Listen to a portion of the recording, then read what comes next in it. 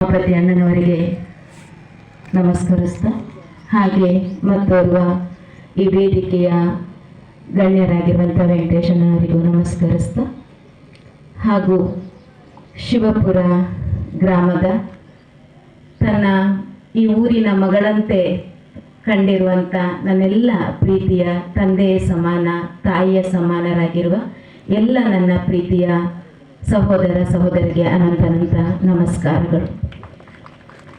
ಇವತ್ತು ನಾವೆಲ್ಲರೂ ಸಹ ಕೂಡಿರುವ ಸುಂದರ ಕ್ಷಣ ಅಂತಂದ್ರೆ ಈಗಾಗಲೇ ಹೇಳಿದಂತೆ ರಾಷ್ಟ್ರೀಯ ಸ್ವಯಂ ಸೇವಾ ಸಂಘದ 100 ವರ್ಷದ ಸಂಭ್ರಮ ಹಿಂದೂ ಸಂಗಮ. ನಾವು ಎಂಥ ಭೂಮಿಯಲ್ಲಿ ಜನಿಸಿದ್ದೇವೆ ಅನ್ನೋದು ನಮ್ಮೆಲ್ಲರಿಗೂ ಸಹ ಒಂದು ತುಂಬ ಹೆಮ್ಮೆ ಪಡುವಂಥ ವಿಷಯ.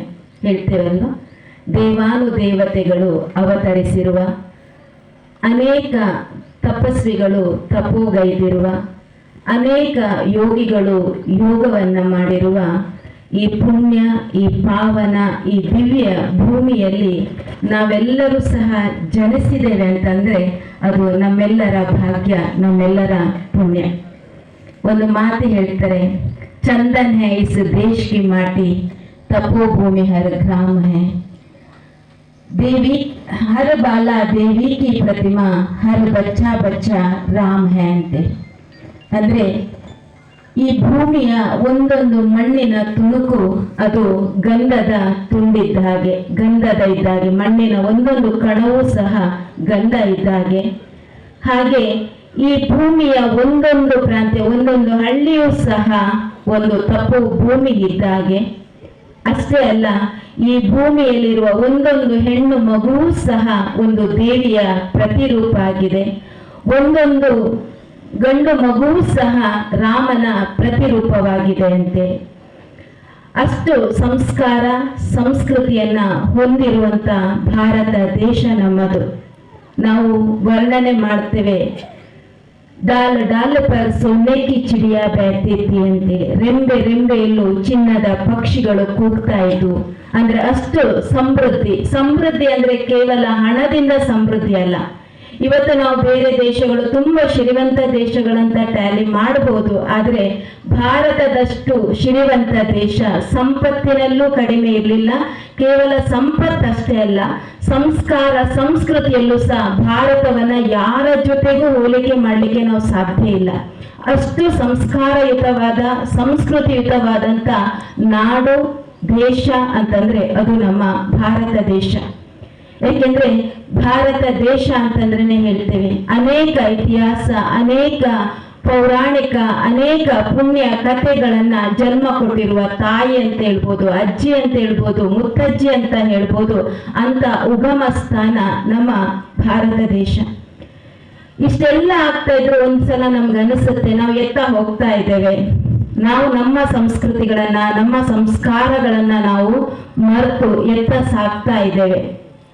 ಈಗಾಗಲೇ ಅಣ್ಣವ್ರು ಹೇಳ್ತಾ ಇದ್ದಂತೆ, ಅವಿಭಕ್ತ ಕುಟುಂಬಗಳು ಎಷ್ಟೇ ಸುಸ್ತಾದ್ರೂ, ಎಷ್ಟೇ ಕಷ್ಟ ಆದ್ರೂ ಸಂಜೆ ಸಮಯದಲ್ಲಿ, ನನಗೂ ಬಾಲ್ಯದಲ್ಲಿ ನೆನಪಿದೆ, ನಾವೆಲ್ಲರೂ ಸಹ ಆ ಸಂಸ್ಕಾರವನ್ನ ನಮಗೆ ಕೊಟ್ಟಿರುವಂತಹ ತಂದೆ ತಾಯಿಗಳಿಗೆ ನಾವು ಅನಂತ ಧನ್ಯವಾದ ಹೇಳಲೇಬೇಕಾಗತ್ತೆ. ಯಾಕೆಂದ್ರೆ ಪ್ರತಿದಿನ ಸಾಯಂಕಾಲ ಅದು ಎಷ್ಟೇ ಒತ್ತಡ ಇರ್ಲಿ, ಏನೇ ಇರ್ಲಿ, ಪ್ರತಿದಿನ ಭಜನೆ ಮಾಡ್ಲಿಕ್ಕೆ ಕುಂದಿಸೋರು, ನಿದ್ದೆ ಬಂದ್ರೆ ಪಟ್ಟಂತ ಒಡೆದು ಮತ್ತೆ ಭಜನೆ ಮಾಡಿಸೋರು. ಆದ್ರೆ ಇವತ್ತು ಎತ್ತ ಹೋಗ್ತಾ ಇದ್ದೀವಿ. ಇವತ್ತು ನಾವು ಸಂಜೆ ಟೈಮ್ಗೆ ಏನಾದ್ರೂ ಒಂದು ಸೈರ್ ಆಗ್ತಾ ಹೋದ್ರೆ, ಒಂದು ರೌಂಡ್ಸ್ ಆಗ್ತಾ ಹೋದ್ರೆ ಎಲ್ಲಾ ಮನೆಗಳಲ್ಲಿ ಇವತ್ತು ಯಾವ್ದು ಓಪನ್ ಇರುತ್ತೆ, ಟಿವಿಯಲ್ಲಿ ನಾವು ನೋಡ್ತಾ ಇರೋದು ಎಂಥದ್ದು ನೋಡ್ತಾ ಇದ್ದೇವೆ, ಮನೆ ಹಾಳು ಮಾಡುವ, ಸಂಬಂಧಗಳನ್ನು ಹಾಳು ಮಾಡುವ, ಸಂಸ್ಕೃತಿಗಳನ್ನ ಹಾಳು ಮಾಡುವ, ಸಂಸ್ಕಾರಗಳನ್ನ ಹಾಳು ಮಾಡುವಂತ ಸೀರಿಯಲ್ಗಳನ್ನ ನೋಡ್ತಾ ಇದ್ದೀವಿ. ನಾವು ಸಂಸ್ಕಾರ ಸಂಸ್ಕೃತಿಯನ್ನ ಬೆಳೆಸಲೇಬೇಕು. ಸರಿ, ಮನೋರಂಜನೆಗಳನ್ನ ನೋಡುವುದು, ಟಿವಿ ನೋಡುವುದು ತಪ್ಪು ಅಂತ ಹೇಳಲ್ಲ. ಅದೇ ಜಾಗದಲ್ಲಿ ನೋಡಿ, ನನಗೆ ಅಲ್ಲಿ ಬರ್ಬೇಕಾದ್ರೆ ತಾತ್ಯ ಗುರುದು ಚಿತ್ರವನ್ನ ನೋಡ್ತಾ ಇದ್ದೆ. ಅವ್ರು ನೋಡಿದ ತಕ್ಷಣ ನನಗೆ ಆ ಝಾನ್ಸಿ ರಾಣಿ ಲಕ್ಷ್ಮೀಬಾಯಿಯ ಸಂಪೂರ್ಣ ಅವಳ ಧೈರ್ಯ, ಅಂದ್ರೆ ಎಂತೆಂತ ಮನೆಯಲ್ಲಿ ಒಬ್ಬ ಗುರು ಅಂದ್ರೆ ಹೇಗಿರ್ಬೇಕು, ಒಬ್ಬ ತಾಯಿ ಅಂದ್ರೆ ಹೇಗಿರ್ಬೇಕು, ಒಬ್ಬ ತಂದೆ ಅಂದ್ರೆ ಹೇಗಿರ್ಬೇಕು ಅನ್ನೋದಕ್ಕೆ ಒಬ್ಬೊಬ್ಬರ ಜೀವನ ಚರಿತ್ರೆಯನ್ನ, ಶಿವಾಜಿಯವ್ರನ್ನ ನೋಡ್ಬೇಕಾದ್ರೆ ಅವರ ತಾಯಿ ಇರ್ಬೋದು, ಯಾವ ರೀತಿ ಸ್ಫೂರ್ತಿ, ವಿವೇಕಾನಂದರವ್ರಿಗೆ ಅವರ ತಾಯಿ ಅನೇಕರಿಗೆ ಸ್ಫೂರ್ತಿಯಾಗಿರುವಂತವ್ರು ಹೇಗಿತ್ತು, ತಾತ್ಯ ಗುರೂಜಿಯವರು ಹೇಗೆ ಆ ಮನುಕರ್ಣಿಕನನ್ನ ಝಾನ್ಸಿ ರಾಣಿ ಲಕ್ಷ್ಮೀ ಬಾಯಿ ಮಾಡ್ಲಿಕ್ಕೆ ಮಾಡೋದೇನೋ ಆ ಪುಟ್ಟ ಹೃದಯದಲ್ಲಿ ಎಷ್ಟು ಒಂದು ಅಗಾಧವಾದ ಶಕ್ತಿ ಇತ್ತು. ಹಾಗಾದ್ರೆ ನಾವು ನಮ್ಮ ಮನೆಗಳಲ್ಲಿ ಒಬ್ಬೊಬ್ಬ ವಿವೇಕಾನಂದ, ಒಬ್ಬೊಬ್ಬ ತಾತ್ಯ ಗುರು, ಒಬ್ಬೊಬ್ಬ ಝಾನ್ಸಿ ರಾಣಿ, ಒಬ್ಬೊಬ್ಬ ಕಿತ್ತೂರು ರಾಣಿ ಚೆನ್ನಮ್ಮ, ಈಗಾಗಲೇ ಮಕ್ಕಳು ಒನಕೆ ಒಬ್ಬವನ್ನ ನೃತ್ಯ ಮಾಡ್ಬೇಕಾದ್ರೆ ನಮ್ಗೆ ಅನಿಸಿರ್ಬೋದು, ಕೆಲವರು ಫೀಲ್ ಆಗಿರ್ಬೋದು, ನನ್ಗಂತೂ ರೋಮಾಂಚನ ಆಗ್ತಾ ಇತ್ತು. ಆ ಪ್ರಾಕ್ಟಿಕಲ್ ನಡಿಬೇಕಾದ್ರೆ ಹೇಗಿರ್ಬೋದಿತ್ತು ಅಂತ. ಇವತ್ತು ನಾವು ಕೇವಲ ನೋಡಿದಾಗ ನನಗೆ ಒಂಥರ ಜುಮ್ ಆಗ್ತಾ ಇತ್ತು. ಅಂದ್ರೆ ಒಂದು ತಮ್ಮ ದೇಶ ಇರ್ಬೋದು, ತಮಗಾಗಿ ಯಾವ ರೀತಿ ಪ್ರಾಣವನ್ನ ಕೊಟ್ಟಿದ್ದಾರೆ, ಎಷ್ಟೊಂದು ಬಲಿದಾನವನ್ನ ಕೊಟ್ಟಿದ್ದಾರೆ, ಎಷ್ಟೊಂದು ತ್ಯಾಗವನ್ನ ಮಾಡಿದ್ದಾರೆ. ಅಂದ್ರೆ ಅವರಿಗೆ ನಾವು ಕೊಡುವ ರಿಟರ್ನ್ ಗಿಫ್ಟ್ ಏನು? ನಾವಂತೇನು ಆ ರೀತಿಯೇನು ಕತ್ತಿ ಹಿಡ್ಕೊಂಡು ಉದ್ಯೋಗ ಮಾಡ್ಲಿಕ್ಕಂತೂ ಸಾಧ್ಯ ಇಲ್ಲ. ಆದ್ರೆ ನಾವು ಮಾಡುವಂಥದ್ದೇನು, ಇದ್ದ ನಮ್ಮ ಭಾರತದ ಸಂಸ್ಕೃತಿಯನ್ನ, ಭಾರತದ ಸಂಸ್ಕಾರವನ್ನ ಉಳಿಸೋಣ, ಬೆಳೆಸೋಣ, ಇನ್ನೊಬ್ಬರಿಗೂ ಕಲಿಸೋಣ. ಯಾಕೆಂದ್ರೆ ಇವತ್ತು ನಾವು ನೋಡ್ತಾ ಇದ್ವಿ, ಅವಿಭಕ್ತ ಕುಟುಂಬಗಳು ಒಂದು ಕಡೆ ಕಾಣೆ ಆಗ್ತಿದ್ದಾವೆ. ಹೇಳ್ತಾರಲ್ವ, ಇಬ್ಬರಿದ್ರೆ ಒದ್ದಾಟ, ಇಬ್ಬರಿದ್ರೆ ಗುದ್ದಾಟ, ಒಬ್ಬರಿದ್ರೆ ಒದ್ದಾಟ ಅಂತ. ಆ ಸ್ಥಿತಿ ಇವತ್ತು ನಾವು ಕಾಣ್ತಾ ಇದ್ದೇವೆ. ಹಾಗಾಗಿ ಇಂಥ ಒಂದು ಸಂದರ್ಭದಲ್ಲಿ ಪ್ರತಿ ಮಕ್ಕಳಿಗೆ ನಾವು ಸಂಸ್ಕಾರವನ್ನು ರೂಪಿಸೋಣ. ಟಿವಿ ತೋರಿಸ್ಲೇಬೇಕಾ, ಮೊಬೈಲ್ ಮಕ್ಕಳಿಗೆ ತೋರಿಸ್ಲೇಬೇಕಾ? ಇವತ್ತು ನಾವು ಬಹಳ ವಿಷಾದನೀಯ, ಬಾಲ್ಯದಲ್ಲಿ ಚಂದ ಮಾಮನನ್ನ ತೋರಿಸಿ ಊಟ ಮಾಡಿಸ್ತಾ ಇರುವಂತ ಕಾಲದಲ್ಲಿ ಇವತ್ತೇನ್ ಮಾಡ್ತಾ ಇದ್ದೇವೆ, ಮಕ್ಕಳನ್ನ ತಣ್ಣಗೆ ಮಾಡ್ಬೇಕು ಅಂತ ಮೊಬೈಲ್ ಕೊಡ್ತಾ ಇದ್ದೇವೆ. ಸರಿ, ಮೊಬೈಲ್ ಕೊಡುವಂತ ಪರಿಸ್ಥಿತಿನೇ ಇದೆನಾ? ಆದ್ರೆ ಅದರ ಹಿಂದೆ ಎಷ್ಟು ಅನಾಹುತಗಳಿದ್ದೇವೆ ಅನ್ನೋದನ್ನ ತಾವೆಲ್ಲರೂ ಕಾಣ್ತಾ ಇದ್ದೀರಿ, ನೋಡ್ತಾ ಇದ್ದೀರಿ. ಸರಿ, ಮೊಬೈಲ್ ಕೊಡ್ಲೇಬೇಕಾ? ಇಂತಹ ಅನೇಕ ದಿವ್ಯ ಪುರುಷರ ಚರಿತ್ರೆಯನ್ನು ಅವ್ರ ಮುಂದೆ ಇಡಿ, ಅಂಥದ್ದನ್ನ ಅವ್ರ ಮುಂದೆ ಹಾಕಿ ತೋರಿಸ್ರಿ. ಯಾಕೆಂದ್ರೆ ಅವುಗಳನ್ನ ನೋಡಿದಾಗ ನಮ್ಮ ದೇಶ, ನಮ್ಮ ಮನೆ, ನಮ್ಮ ಪರಿವಾರ, ನಮ್ಮ ತಂದೆ ತಾಯಿ ಅವರ ಮೇಲೆ ನಾವು ಯಾವ ಗೌರವವನ್ನ ಇಡಬೇಕು, ನಮ್ಮ ಸಂಸ್ಕೃತಿ ಸಂಸ್ಕಾರವನ್ನ ಹೇಗೆ ಕಾಪಾಡ್ಕೋಬೇಕು ಅನ್ನೋದು ನಮಗೆ ಒಂದು ಏನಾಗುತ್ತೆ, ಒಳಗಡೆನೆ ಆ ಸಂಸ್ಕಾರ ಬೀಳ್ತಾ ಹೋಗ್ತದೆ. ಯಾಕಂದ್ರೆ ಇವತ್ತು ನಾವು ಮಕ್ಕಳಿದ್ದಾಗ್ಲಿಂದ, ಯಾಕಂದ್ರೆ ಒಂದು ಮಗುವನ್ನ ತಿದ್ದಬೇಕಾದ್ರೆ ಅದಕ್ಕೆ ಬಾಲ್ಯದಿಂದಲೇ ನಾವು ಏನ್ ಎರಿತೇವೆ, ಏನ್ ಕೊಡ್ತೇವೆ, ಅದು ಬೆಳೀತಾ ಹೋಗುತ್ತೆ. ಗಿಡವಾಗಿ ಬಗ್ಗದ್ದು ಮರವಾಗಿ ಬಗ್ಗಿತೆ ಅಂತ ಹೇಳ್ತೇವೆ. ಹಾಗಾಗಿ ಆ ಮಗುವಿಗೆ ಒಳ್ಳೆ ಸಂಸ್ಕಾರ ಕೊಡ್ಬೇಕಂದ್ರೆ ಬಾಲ್ಯದಿಂದಲೇ. ಅದಕ್ಕೆ ವಿವೇಕಾನಂದ ಹೇಳ್ತಾರೆ ಯುವ ಶಕ್ತಿ. ಯಾಕೆ ಯುವ ಶಕ್ತಿ ಅಂದ್ರೆ ಯುವಕ ಒಳ್ಳೇದನ್ನು ಮಾಡ್ಲಿಕ್ಕೆ ಯುವ ಶಕ್ತಿ ಒಳ್ಳೇದು ಮಾಡುತ್ತೆ, ಕೆಟ್ಟದ್ದು ಮಾಡುತ್ತೆ, ಅಷ್ಟು ಪವರ್ ಇರುತ್ತೆ. ಹಾಗಾಗಿ ಒಂದೊಂದು ಮನೆಯ ಮಕ್ಕಳು ಮುದ್ದೆ ಇದ್ದಾಗೆ. ನೀವು ಅದನ್ನ ಏನ್ ಬೇಕಾದ್ರೂ ರೆಡಿ ಮಾಡ್ರಿ, ರಾಮನಾಗಿನಾದ್ರೂ ರೆಡಿ ಮಾಡ್ರಿ, ರಾವಣನನ್ನಾದ್ರೂ ರೆಡಿ ಮಾಡ್ರಿ, ಕೃಷ್ಣನನ್ನಾಗಿ ಆದ್ರೂ ರೆಡಿ ಮಾಡ್ರಿ, ಕಂಸನನ್ನಾಗಿ ರೆಡಿ ಮಾಡ್ರಿ. ರೆಡಿ ಮಾಡುವ ತಾಕತ್ತು ಪ್ರತಿಯೊಂದು ಮನೆಯ ತಂದೆ ತಾಯಿ ಪೋಷಕ ವರ್ಗಕ್ಕಿರುತ್ತೆ. ಹಾಗೆ ಇವತ್ತು ವಿಶೇಷ ತಾಯಂದ್ರೆ ಇರೋದ್ರಿಂದ ನೋಡಿ, ಭಾರತ ಭೂಮಿಯಲ್ಲಿ ನಾವು ಹುಟ್ಟಿದ ಎಷ್ಟು ಪುಣ್ಯ ಅಂತ ನಾನು ಹೇಳುವುದಾದ್ರೆ, ನಮ್ಮ ಭಾರತದಲ್ಲಿ ಅನೇಕ ಹರಿಯುವ ನದಿಗಳಿಗೆ ಹೆಸರು ವಿಶೇಷ ತಾಯಂದ್ರಿದೆ. ಗಂಗೆ, ತುಂಗೆ, ಭದ್ರೆ, ಕಾಳಿ, ಅನೇಕ ನದಿಗಳು ಅಲ್ವಾ. ಇವತ್ತು ಅನೇಕ ನದಿಗಳ ಹೆಸರು ವಿಶೇಷ ತಾಯಂದ್ರದಿದೆ. ಅಷ್ಟೇ ಅಲ್ಲ, ನಮ್ಮ ಭಾರತದಲ್ಲಿ ವಿಶೇಷವಾಗಿ ಪೂಜಿಸುವಂತ ಲಕ್ಷ್ಮಿ, ಸರಸ್ವತಿ, ದುರ್ಗೆ. ನೋಡಿ, ಎಲ್ರಿಗೂ ಇವತ್ತು ಹಣ ಬೇಕು, ಆದ್ರೆ ಲಕ್ಷ್ಮಿಯನ್ನ ಪೂಜಿಸ್ತೇವೆ. ಎಲ್ರಿಗೂ ವಿದ್ಯೆ ಬೇಕು, ಸರಸ್ವತಿಯನ್ನ ಪೂಜಿಸ್ತೇವೆ. ಎಲ್ಲರಿಗೂ ಶಕ್ತಿ ಬೇಕು, ದುರ್ಗೆಯನ್ನ ಪೂಜಿಸ್ತೇವೆ. ಹಾಗಾಗಿ ಪ್ರತಿಯೊಂದು ಮನೆಯಲ್ಲಿ ಒಬ್ಬೊಬ್ಬ ಸರಸ್ವತಿ ನೀವು, ಪ್ರತಿಯೊಂದು ಮನೆಯ ಒಂದೊಂದು ಲಕ್ಷ್ಮಿ ನೀವು, ಪ್ರತಿಯೊಂದು ಮನೆಯ ಒಂದೊಂದು ಕೆಟ್ಟದನ್ನ ಹೋಗಲಾಡಿಸುವ ದುರ್ಗೆಯರು ತಾವು. ಹಾಗಾಗಿ ತಾವು ಮಕ್ಕಳಿಗೆ ಒಳ್ಳೆ ಸಂಸ್ಕಾರವನ್ನ ತುಂಬಿ. ಇವತ್ತು ನಾವು ಮಕ್ಕಳಿಗೆ ಒಳ್ಳೆಯದನ್ನ ಕಲಿಸಿಲ್ಲ ಅಂತಂದ್ರೆ ಯಾವ ಸ್ಥಿತಿ ಬರುತ್ತೆ ಅನ್ನೋದು ಚೆನ್ನ ಉದಾಹರಣೆಯಲ್ಲಿ ಹೇಳ್ತೇನೆ. ಒಮ್ಮೆ ಒಂದು ಊರಿನಲ್ಲಿ ಒಂದು ತಾಯಿ ಮತ್ತು ಮಗು ಇರುತ್ತೆ. ತಾಯಿ ತುಂಬಾ ಕಡುಬಡತನ, ಬಹಳ ಕಷ್ಟಪಟ್ಟು ಹೊಟ್ಟೆ ತುಂಬಿಸ್ಬೇಕು, ಬಹಳ ಕಷ್ಟಪಟ್ಟು ದುಡಿದು ಮಗುವಿನ ಯೋಗಕ್ಷೇಮವನ್ನ ನೋಡಬೇಕು ಅಂತ ಸ್ಥಿತಿ ಇರುತ್ತೆ. ಆ ಸಂದರ್ಭದಲ್ಲಿ ಮಗು ಏನ್ ಮಾಡುತ್ತೆ, ದಿನ ತಾಯಿ ಎಲ್ಲೋ ಕಷ್ಟ ಪಡ್ತಾಳೆ, ಬರ್ತಾಳೆ, ಮಗುನ ಊಟ ಮಾಡಿಸ್ತಾಳೆ, ತಿನ್ನಿಸ್ತಾಳೆ. ಆ ಮಗು ಏನಾಗುತ್ತೆ, ಒಂದು ದಿನ ಯಾವುದೋ ಶಾಲೆಗೆ ಹೋಗಿರುತ್ತೆ. ಆ ಶಾಲೆಯಿಂದ ಆ ಮಗು ಒಂದು ಪೆನ್ಸಿಲ್ ಅನ್ನ ಕದ್ದು ತಗೊಂಡು ಬರ್ತದೆ. ಆ ಮಗು ಹೇಳುತ್ತೆ ತಾಯಿಗೆ, ಅಮ್ಮ ನಾನಿವತ್ತು ಈ ಪೆನ್ಸಿಲ್ ತಗೊಂಡು ಬಂದಿದ್ದೀನಿ.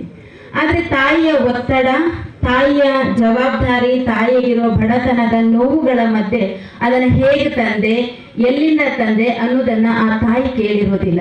ಹೌದಾ ಮಗು, ಚೆನ್ನಾಗಾಯ್ತು, ಇಷ್ಟೇ ಹೇಳ್ಬಿಡ್ತಾರೆ. ಸರಿ, ಮಗುವಿಗೆ ಏನ್ ಅನಿಸುತ್ತೆ, ಅದು ತಪ್ಪು ಅಂತ ಮನೆ ಭಾವನೆ ಬೆಳೆಯೋದಿಲ್ಲ.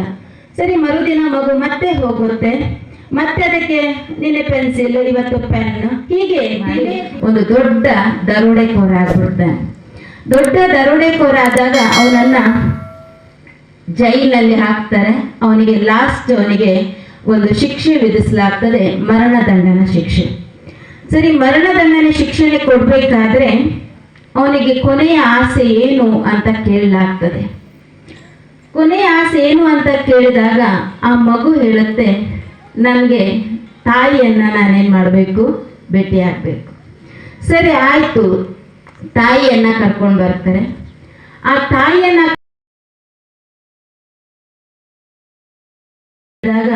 ನನ್ನ ಅಮ್ಮ ಅವತ್ತೇ ನೀನು ಇದನ್ನ ಮಾಡುವುದು ತಪ್ಪು, ಮಾಡಬೇಡ ಅಂತ ನನಗೆ ಅವತ್ತೇ ಕಲಿಸಿದ್ದೆ, ಆದ್ರೆ ನಾನು ಇವತ್ತು ಇಷ್ಟು ದೊಡ್ಡ ತಪ್ಪನ್ನ ನಾನು ಮಾಡ್ತಿರ್ಲಿಲ್ಲ, ಇವತ್ತು ದರೋಡೆಕೋರ ಅಂತ ಅನಿಸ್ಕೊಳ್ತಿರ್ಲಿಲ್ಲ ಅಂತೇಳಿ.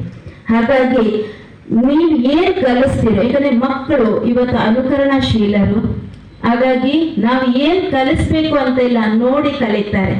ಹಾಗಾಗಿ ಒಳ್ಳೆಯ ಸಂಸ್ಕಾರವನ್ನು, ಯಾಕಂದ್ರೆ ನಮ್ಮ ಭಾರತ ಭೂಮಿ ಅಂತಂದ್ರೆ ಭಕ್ತಿ ಇರ್ಬೋದು, ಆಧ್ಯಾತ್ಮಿಕತೆ ಇರ್ಬೋದು, ಇದರಲ್ಲಿ ಇವತ್ತು ತುಂಬಿ ತುಳುಕುವ ನಾಡು ನಮ್ಮದು. ಆದ್ರೆ ಇವತ್ತು ಬಹಳ ವಿಷಾದನೀಯ ಏನಂತಂದ್ರೆ, ಆಧ್ಯಾತ್ಮ ಅಂತಂದ್ರೆ ಮೂಗು ಮುರಿಯುವಷ್ಟು ಮಕ್ಕಳು ಬೆಳೆದು ಬಿಟ್ಟಿದ್ದಾರೆ. ಆಧ್ಯಾತ್ಮನ ಅವೆಲ್ಲ ನಮ್ಗಲ್ಲ ಬಿಡು ಅನ್ನುವ ಪರಿಸ್ಥಿತಿಗೆ ಬಂದು ಬಿಟ್ಟಿದ್ದಾರೆ. ಇದು ತುಂಬಾ ನೋವು ಅನಿಸ್ತಾ ಇರುವಂತ ಮಾತು. ಹಾಗಾಗಿ ಆ ಸಂಸ್ಕಾರವನ್ನ ಮಕ್ಕಳಿಗೆ ತುಂಬೋಣ, ಆಧ್ಯಾತ್ಮಿಕವಾದಂತ. ಯಾಕಂದ್ರೆ ಯಾವ ಮನೆಯಲ್ಲಿ ಆಧ್ಯಾತ್ಮಿಕತೆ ಶಕ್ತಿ ಇರುತ್ತೆ ಆ ಮನೆ ದೇಗುಲವಾಗಿ ಬೆಳಗ್ತದೆ. ಹಾಗಾಗಿ ಒಂದೊಂದು ಮನೆಯನ್ನ ದೇಗುಲವನ್ನಾಗಿ ಮಾಡೋಣ. ಯಾಕಂದ್ರೆ ಭಾರತ ಭೂಮಿಯಲ್ಲಿ ನಾವೆಲ್ಲ ಜನಿಸಿದ್ದೇವೆ ಅಂತಂದ್ರೆ ಪ್ರತಿಯೊಂದು ಮಗುವಿಗೂ ಸಹ ದೈವಿ ಸಂಸ್ಕಾರವನ್ನ ಕೊಡೋಣ. ಹೇಗೆ ಒಂದು ಕಲ್ಲಿಗೆ ಒಬ್ಬ ಶಿಲ್ಪಿ ಕೆತ್ತಿ ಮೂರ್ತಿಯನ್ನಾಗಿ ತಯಾರು ಮಾಡ್ತಾನೆ, ಒಬ್ಬ ಕುಂಬಾರ ಮಣ್ಣಿಗೆ ಸಂಸ್ಕಾರ ಕೊಟ್ಟು ಅದನ್ನ ಒಳ್ಳೆಯ ಮಡಿಕೆಯನ್ನಾಗಿ ತಯಾರು ಮಾಡುತ್ತಾನೆ. ಹಾಗೆ ಅಕ್ಕಸಾಲಿಗ ಒಂದು ಚಿನ್ನಕ್ಕೆ ಸಂಸ್ಕಾರವನ್ನು ಕೊಟ್ಟು ಆಭರಣವನ್ನಾಗಿ ತಯಾರು ಮಾಡುತ್ತಾನೆ. ಹಾಗೆ ನೀವೆಲ್ಲರೂ ನಮ್ಮ ಜೀವನದಲ್ಲಿ ಒಳ್ಳೆಯ ಸಂಸ್ಕಾರಗಳನ್ನು ತುಂಬಿಕೊಂಡು, ಸಂಸ್ಕೃತಿಯನ್ನ ತುಂಬಿಕೊಂಡು ಮುಂಬರುವಂತ ಪೀಳಿಗೆಗಳಿಗೂ ಸಹ ದೈವಿ ಮೌಲ್ಯಗಳು, ದೈವಿ ನಡೆ, ದೈವಿ ನುಡಿಯ ಒಂದು ಸಂಸ್ಕಾರಗಳನ್ನ ನಾವೇನ್ ಮಾಡೋಣ, ತುಂಬಿಸೋಣ. ಅವರಲ್ಲೂ ಆ ಸಂಸ್ಕಾರಗಳನ್ನ ಕೆತ್ತಿಸೋಣ. ಒಳ್ಳೆಯ ಒಬ್ಬೊಬ್ರು ನಾವಿವತ್ತು ಮಕ್ಕಳಿಗೆ ಹೇಳ್ತೇವೆ, ನೀನ್ ಡಾಕ್ಟರ್ ಆಗ್ಬೇಕು, ನೀನ್ ಇಂಜಿನಿಯರ್ ಆಗ್ಬೇಕು. ನಾವ್ ಯಾಕೆ ಹೇಳಲ್ಲ ಅವರಿಗೆ, ನೀನೊಬ್ಬ ಲಕ್ಷ್ಮಿ ಆಗ್ಬೇಕು, ನೀನೊಬ್ಬ ರಾಮ ಆಗ್ಬೇಕು, ನೀನೊಬ್ಬ ಸೀತೆ ಆಗ್ಬೇಕು, ನೀನೊಬ್ಬ ನಾರಾಯಣ ಆಗ್ಬೇಕು, ನೀನೊಂದು ಕೃಷ್ಣ ಆಗ್ಬೇಕು, ನೀನೊಂದು ಪಾರ್ವತಿ ಆಗ್ಬೇಕಂತ ಯಾಕೆ ನಾವು ಹೇಳ್ತಾ ಇಲ್ಲ? ಅಂತ ಒಂದು ಸಂಸ್ಕಾರವನ್ನ ಮಕ್ಕಳಲ್ಲಿ ತುಂಬಿಸುವಂತ ಕಾರ್ಯವನ್ನ ನಾವೆಲ್ಲರೂ ಸಹ ಮಾಡೋಣ ಅಂತ ಹೇಳ್ತಾ, ಈ ಒಂದು ಸುಂದರವಾದ ಕಾರ್ಯಕ್ರಮದಲ್ಲಿ, ಸುಂದರ ಸಂಜೆಯಲ್ಲಿ ನಮ್ಮನ್ನ ಈ ಒಂದು ಶಿವಪುರದ ಈ ಸುಮಧುರವಾದ, ಯಾಕಂದ್ರೆ ಶಿವಪುರ ಅಂತಂದ್ರೆ ಅದು ಪ್ರತ್ಯಕ್ಷವಾಗಿ ಕಾಣ್ತಾನೆ ಇದ್ದೇವೆ. ಇಲ್ಲಿ ಎಲ್ಲರೂ ಶಿವನಂತೆ ಮನಸ್ಸಿರುವ ಎಲ್ಲ ಶಿವನ ಕಣ್ಮಣಿಗಳು ಅಂತ ಎಲ್ಲ ಶಿವ ಕಣ್ಮಣಿಗಳಿಗೆ, ಶಿವನ ಎಲ್ಲ ಪ್ರೀತಿಯ ಆರಾಧಕರಿಗೆ, ಸರ್ವ ಭಗವಂತನನ್ನ ನೆನೆಯುವಂತ ಧರ್ಮ ಭೂಮಿಗೆ ನನ್ನನ್ನ ಆಹ್ವಾನಿಸಿ ಇಷ್ಟೊತ್ತು ಮಾತನಾಡಿ, ವಿಶೇಷವಾಗಿ ಧ್ರುವಕುಮಾರಣ್ಣ ಅಜ್ಜಣ್ಣವರು ಹಾಗೂ ಎಲ್ಲ ಈ ಒಂದು ಹಿಂದೂ ಸಂಗಮದ ಈ ಪುಣ್ಯ ಕಾರ್ಯಕ್ರಮದಲ್ಲಿ ಎಲ್ಲ ಸಹಯೋಗವನ್ನ ಇಟ್ಟಿರುವಂತಹ ಎಲ್ಲ ಮಹಾನು ಚೇತನಗಳಿಗೆ ಅನಂತ ಧನ್ಯವಾದ ಅರ್ಪಿಸ್ತಾ ನನ್ನ ಮಾತನ್ನ ಮುಗಿಸ್ತೇನೆ.